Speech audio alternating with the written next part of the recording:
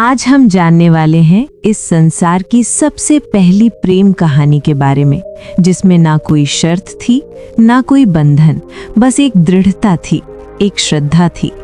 इस कहानी में रंग भी है और दुख का संग भी।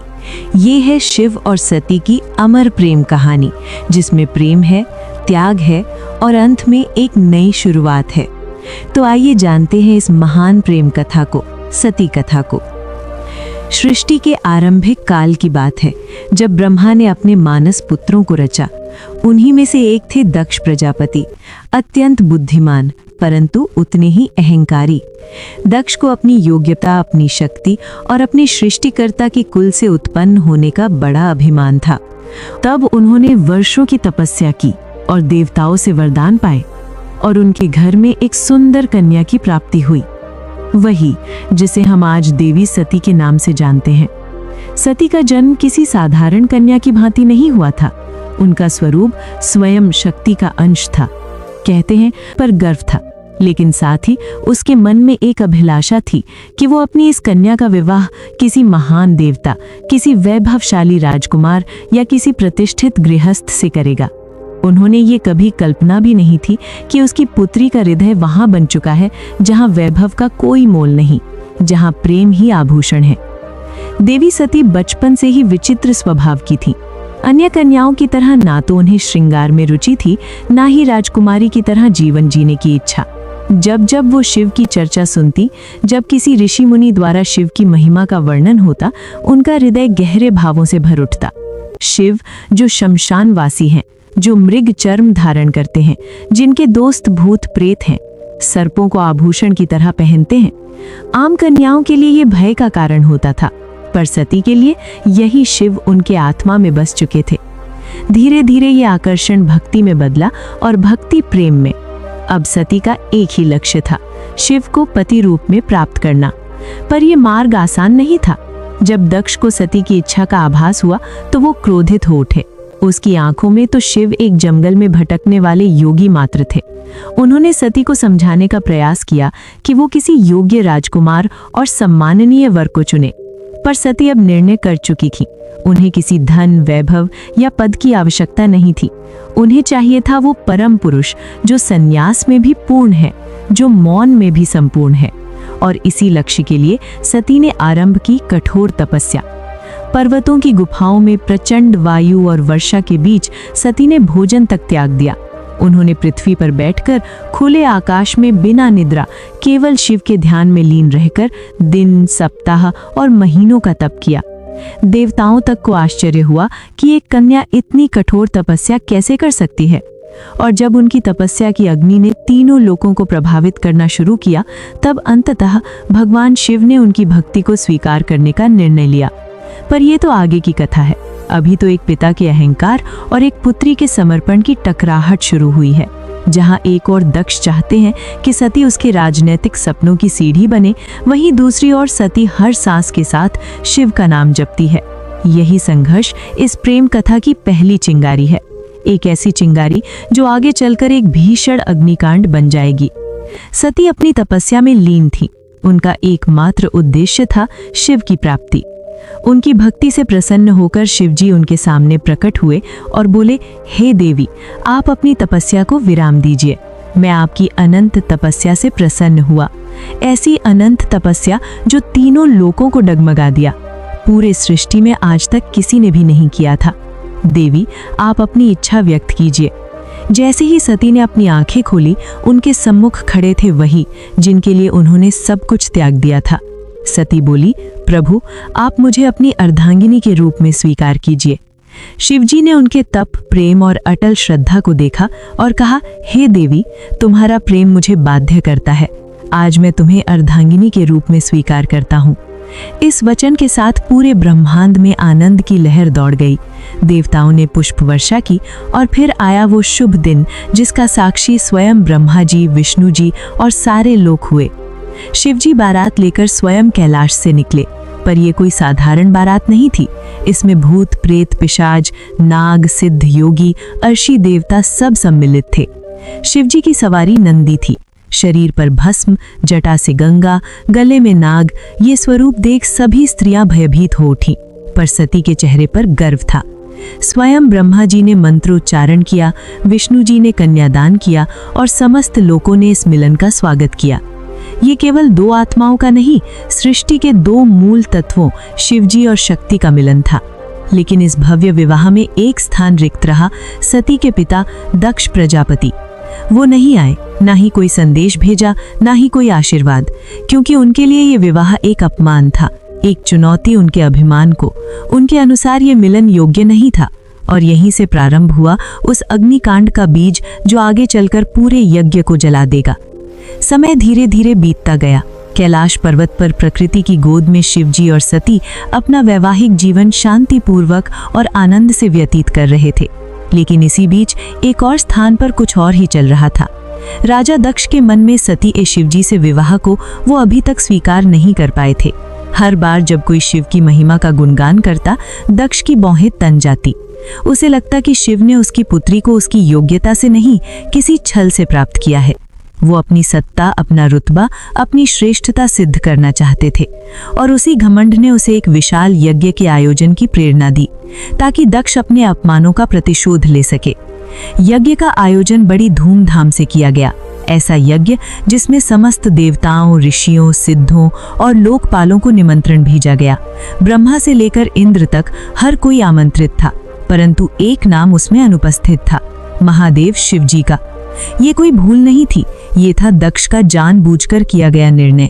उसमें शिव को निमंत्रण नहीं भेजा, क्योंकि उसका अहंकार उसे ये स्वीकार नहीं करने देता था कि उसकी पुत्री ने उस योगी से विवाह कर लिया जो ना कोई राज्य रखता है, ना कोई वस्त्र और जो शमशान का वासी है। दक्ष को लगता था कि शिवजी को यज्ञ में आमंत्रित करना उसके सम्मान के विरुद्ध होगा। जब यज्ञ की तैयारियां चल रही थी, उसी समय सती ने इस आयोजन की बात सुनी। किसी ने उनसे कहा, माता, आपके पिता दक्ष ने एक महान यज्ञ का आयोजन किया है जिसमें सारे देव, ऋषि और ज्ञानी आमंत्रित हैं। वो तो आज पूरे ब्रह्मांड का ध्यान खींच रहा है। ये सुनकर सती का हृदय कांप उठा। उन्हें विश्वास नहीं हुआ कि उनके पिता इतना बड़ा आयोजन कर रहे हैं और उन्हें कोई सूचना नहीं मिली। कुछ समय तक वे चुप रहीं, शायद आशा में कि कोई दूत आएगा, कोई संदेश मिलेगा। लेकिन जब स्पष्ट हो गया कि शिव और उन्हें जानबूझकर ना बुलाया गया है, तब उनके भीतर कुछ टूट सा गया। एक ओर पुत्री का धर्म उन्हें पिता के यज्ञ में खींच रहा था, तो दूसरी ओर पत्नी का धर्म उन्हें शिव की मर्यादा का ध्यान रखने को कह रहा था। अंततः सती ने शिवजी से निवेदन किया, स्वामी, मैं उस यज्ञ में जाना चाहती हूँ। शायद ये कोई भूल हो और मेरा जाना उस विघटन को रोक सके। शिव ने सती की ओर गहरी दृष्टि से देखा। वो जानते थे कि ये आमंत्रण विहीन आयोजन एक साधारण यज्ञ नहीं है। उन्होंने शांत स्वर में सती से कहा, हे प्रिय, जहाँ सम्मान न हो वहाँ स्वाभिमान को ले जाना व्यर्थ है और मैं नहीं चाहता कि तुम उस यज्ञ में जाओ जो केवल क्रोध और घमंड से जल रही है। परंतु सती व्याकुल थी। उनके भीतर एक द्वंद्व चल रहा था, पिता और पति के बीच। उन्होंने पुनः प्रार्थना की, प्रभु, मैं केवल एक पुत्री के रूप में वहां जाना चाहती हूँ। मैं पिता से बात करूंगी, शायद वो बदल जाए, शायद उनके मन का विष उतर जाए। शिव ने इस बार उन्होंने अनुमति दे दी। सती ने कैलाश से विदा ली, अकेले, बिना किसी दूत या सम्मान के। वो एक बेटी थी जो अपने पिता से स्नेह की अपेक्षा लेकर जा रही थी, लेकिन उन्हें ध्यान नहीं था कि उस यज्ञ में उनका स्वागत नहीं, अपमान प्रतीक्षा कर रहा था। सती जब यज्ञ स्थल पर पहुंची तो उनके मन में उम्मीद थी कि पिता के नेत्रों में बेटी को देखकर कोमलता जगेगी, उनके मुख से स्वागत के शब्द निकलेंगे। लेकिन जब उन्होंने यज्ञ स्थल में प्रवेश किया तो सन्नाटा पसर गया। उनका कोई स्वागत नहीं किया गया, कोई आसन नहीं दिया गया, जैसे वो वहां उपस्थित ही ना हो। वहां बैठे देवताओं की आंखों में असहायता थी। सती ने पिता की ओर देखा, धीमे स्वर में कहा, पिताश्री, क्या आप नहीं चाहेंगे कि आपकी पुत्री भी इस पावन महायज्ञ में सम्मिलित हो? दक्ष ने क्रोध भरी आवाज के साथ उत्तर दिया, पुत्री, जिस दिन तूने उस नग्न भस्म अवघड़ को अपना पति चुना, उसी दिन तू मेरी पुत्री नहीं रही। दक्ष का स्वर ऊंचा हो रहा था और उसके शब्द जैसे शिवजी के लिए विष से भरे बाण हो। ये सुनकर सती की आत्मा कांप उठी। ये केवल अपमान नहीं था, ये शिवजी के उस स्वरूप का तिरस्कार था जो समस्त सृष्टि का आधार है। वे उठी, सभा की ओर देखी और बोली, तुम सब यहाँ धर्म की बात करने आए हो, यज्ञ की बात करते हो, पर जिस शिव के बिना कोई यज्ञ संपन्न नहीं हो सकता, उसी शिव का आप अपमान करते हो। फिर उन्होंने आगे कहा, जिसे तुम अवघड़ ढेते हो वही काल का भी काल है, जिसे तुम शमशानवासी कहकर हंसते हो वही मृत्यु से परे है, और जिसे तुम भस्मधारी कहते हो वही भस्म से मोह को जलाता है। उनकी आंखों में आंसू थे, लेकिन स्वर तेज था, ऐसा तेज कि स्वयं देवता भी सिर झुका ले। सभा शांत थी, कोई उत्तर नहीं दे सका, लेकिन सती का हृदय अब टूट चुका था। उन्होंने कहा, जिस शरीर ने आज मेरे प्रभु का अपमान सुना है, वो शरीर अब इस संसार के योग्य नहीं, और वे सीधे यज्ञ कुंड की ओर बढ़ी। वहां उपस्थित देवता उन्हें रोकना चाहते थे, पर सती अब कोई नारी नहीं थी, वो साक्षात अग्नि बन चुकी थी। उन्होंने अपने नेत्र बंद किए, शिव का स्मरण किया और अग्नि में कूद पड़ी। उनके चेहरे पर भय नहीं था, बल्कि एक शांति थी, एक समर्पण था जो पूरे यज्ञ मंडप को झंझोर कर रख दिया। अब इस यज्ञ की अग्नि से वो तूफान उठने वाला था जो पूरे संसार को तबाह करने वाला था।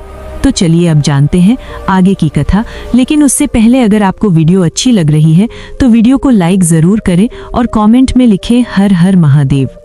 वहीं कैलाश में शांति थी, क्योंकि महादेव को इस घटना का अभी तक कोई सूचना नहीं था, पर वो शांति तूफान से पहले की थी। जब भगवान शिव को ये ज्ञात हुआ कि उनकी अर्धांगिनी अग्नि में समर्पित हो गई, तो उनके हृदय में तूफान उमड़ पड़ा। आंखों में वेदना, मन में शून्यता और आत्मा में आग। ये वो शिव थे जिनका क्रोध ही प्रलय कहलाता है। शिव जी अपनी समाधि से उठे, उनकी जटाएं लहराईं, नेत्र रक्तिम हो उठे और सारा ब्रह्मांड कांप उठा। फिर अपने दोनों हाथों से अपनी जटाएं पकड़ी और उन्हें पृथ्वी पर पटक दिया। उसी क्षण पृथ्वी फटी और उस क्रोध की ज्वाला से प्रकट हुआ एक रूप, भयंकर, तेजस्वी और अजय वीर। वीरभद्र कोई सामान्य योद्धा नहीं था, वो शिवजी के विकराल रूप का अंश था। उसका शरीर अग्नि जैसा दिव्यमान था, आंखों में प्रतिशोध की ज्वाला, हाथ में तलवार। उसका प्रकट होना सृष्टि के संतुलन को डगमगाने लगा था। वीरभद्र प्रचंड गति से यज्ञ स्थल की ओर बढ़ चला। जिस दिशा में वो चलता, धरती कांपती, आकाश बदलता और देवताओं के हृदय कांप उठते। जैसे ही वीरभद्र यज्ञ स्थल पर पहुंचा, आकाश में अंधकार छा गया और वीरभद्र प्रकट हो चुका था। उसकी उपस्थिति मात्र से यज्ञ की अग्नि धरा उठी। वो बिना रुके आगे बढ़ा, पहले यज्ञ वेद को तोड़ा, फिर वेद पाठ करने वाले ब्राह्मणों को हटाया। उसकी आंखों में एक ही लक्ष्य था, दक्ष। वीरभद्र के सामने कोई नहीं टिक सका। वो अकेला था परंतु अजय। उसके प्रत्येक प्रहार में शिव जी का प्रचंड शक्ति था और हर गर्जना में सती का विलाप। अंततः वो दक्ष के सामने पहुंचा। दक्ष अब भी अपने अभिमान में डूबा था। वो चिल्लाया, मैं यज्ञ करता हूँ, मुझे कोई छू नहीं सकता। वीरभद्र ने उसकी आंखों में देखा और कहा, तू पिता कहलाने योग्य नहीं। आज तुझे उसी अग्नि में भस्म करूंगा जिसमें तूने धर्म का मजाक उड़ाया।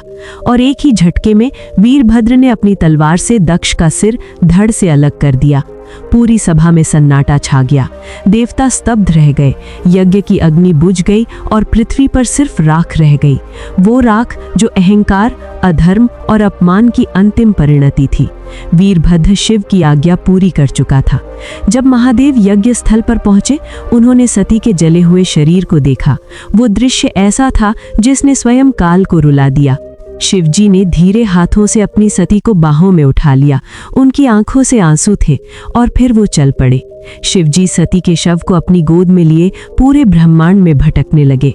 उस विरह में जो पूरे ब्रह्मांड को भयभीत कर रहा था, ब्रह्मांड असंतुलित होने लगा। देवता भयभीत हो उठे।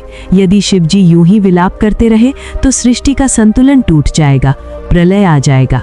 तब सभी देवता भगवान विष्णु जी के पास पहुंचे और उनसे सृष्टि को बचाने की प्रार्थना की। तब विष्णु जी ने अपना सुदर्शन चक्र चलाया। जैसे ही सुदर्शन चक्र चला, उसने सती के शरीर को टुकड़ों में विभाजित कर दिया। शिव जी कुछ क्षणों के लिए रुके, पर प्रतिरोध नहीं किया। ये सृष्टि के लिए आवश्यक था। जहां जहां सती के अंग गिरे, वहां दिव्य ऊर्जा फैल गई। पृथ्वी के वे स्थान शक्ति से भर उठे और वहीं बने शक्तिपीठ। ये कोई सामान्य स्थल नहीं थे, ये उस अमर प्रेम की गवाही थे जो शिव जी और सती के बीच था। ये थे वे स्थान जहां स्त्री शक्ति, प्रेम, बलिदान और भक्ति सब कुछ एक साथ साकार हुए।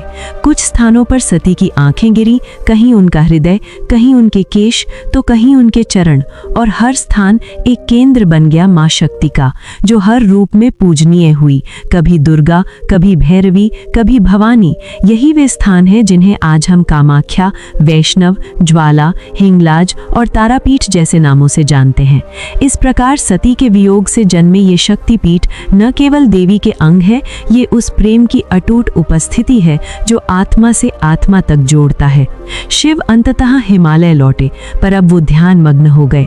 वर्षों तक एक चट्टान की भांति बैठ गए, समाधि में डूबे, न शब्द, न गति, न भावना, बस मौन और सती की स्मृति। काल की धारा आगे बढ़ती है, युग बदल जाते हैं, पर कुछ कहानियां समय की सीमाओं से परे होती हैं, और सती की कथा उन्हीं में से एक है। वो प्रेम जो अग्नि में तपकर शुद्ध हुआ था, वो विरह जो तांडव बन गया था, उस अधूरी यात्रा को अब पूर्ण होना था। पर यह कहानी यहाँ समाप्त नहीं होती। प्रेम का सफर यहीं पर रुकने वाला नहीं था। जहाँ अग्नि ने प्रेम का रंग दिखाया था, वहीं से एक नई दास्तान का पैगाम आने वाला था। सती के बलिदान से जो प्रेम जला था, वही आग पार्वती के रूप में फिर फैलने वाला था। परंतु ये कहानी अगले आने वाले वीडियो में बताया जाएगा। हर हर महादेव।